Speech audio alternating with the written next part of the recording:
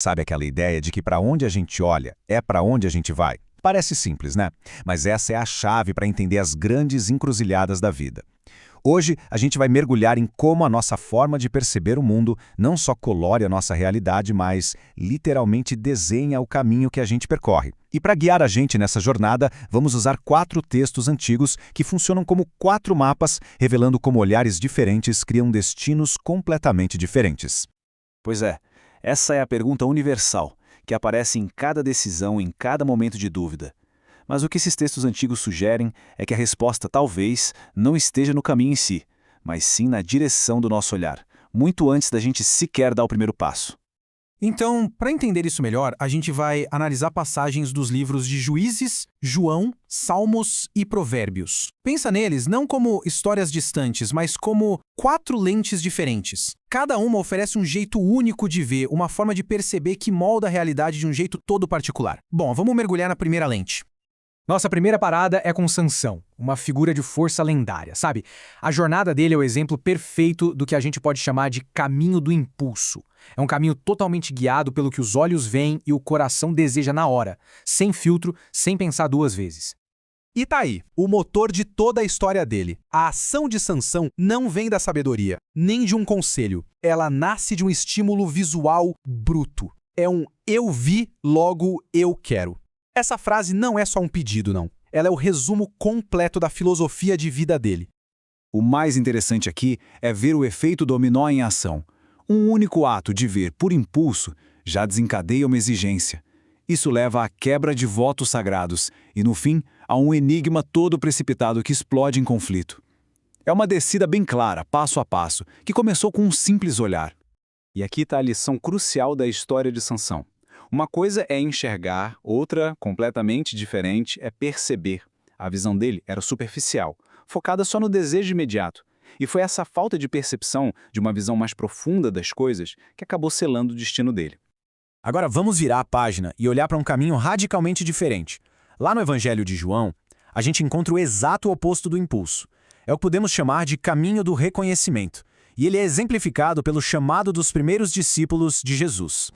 Olha só a diferença, é gritante. A interação não começa com uma exigência, tipo, consegue pra mim, mas com uma pergunta. Uma pergunta cheia de curiosidade. Onde ficas? E a resposta não é uma ordem, é um convite aberto. Vinde e vede. Essa simples troca muda tudo. É uma percepção que nasce da curiosidade, não da cobiça.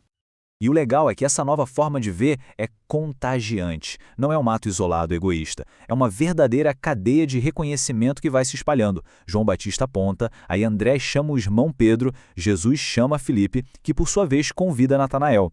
A percepção aqui não isola, ela cria comunidade.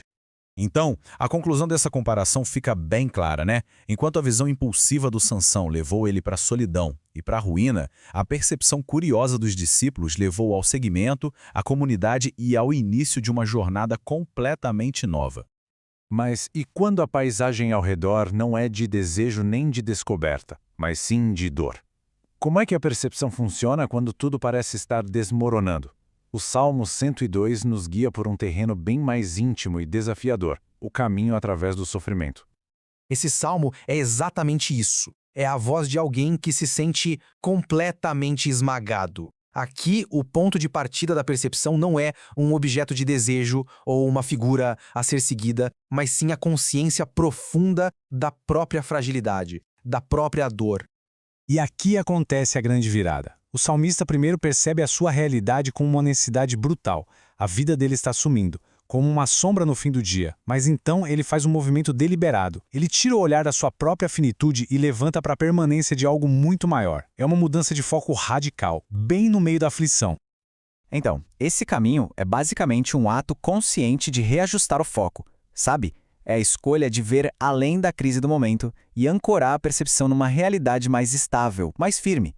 Não é negar a dor, de jeito nenhum, mas é dar um novo contexto para ela dentro de uma esperança maior. Ok, a gente viu o impulso, o reconhecimento e a reorientação. 3 caminhos bem distintos. Mas será que existe um padrão por trás deles?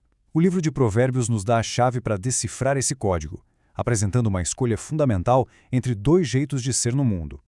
Esse versículo aqui é o nosso mapa conceitual. Ele define duas pessoas não pelo que elas têm, mas por como elas percebem o mundo. De um lado, o simples, que absorve tudo sem questionar. Do outro, o prudente, que examina o terreno com cuidado antes de pisar. E olha só como essa comparação conecta todos os pontos. O simples, que age por impulso e acredita em tudo que vê, soa exatamente como Sansão, não é? Já o prudente, que pondera, que procura entender, reflete perfeitamente a abordagem dos discípulos e a escolha consciente do salmista. A diferença crucial não é força ou fraqueza, mas sim a qualidade da percepção. Essa tabela amarra toda a nossa análise de um jeito bem claro. A gente coloca o Sansão firmemente na coluna do simples, movido pelo seu olhar superficial, e na coluna do prudente temos os discípulos que usam a visão para buscar, e o salmista, que usa a percepção para encontrar esperança no meio da dor. Os caminhos deles foram de fato forjados pela sua forma de ver. E assim, a gente chega na grande ideia central desta análise. No fim das contas, não são as circunstâncias externas que ditam nosso destino. É a lente interna através da qual a gente interpreta tudo. Nossa percepção não apenas vê o caminho, ela é a arquiteta do caminho.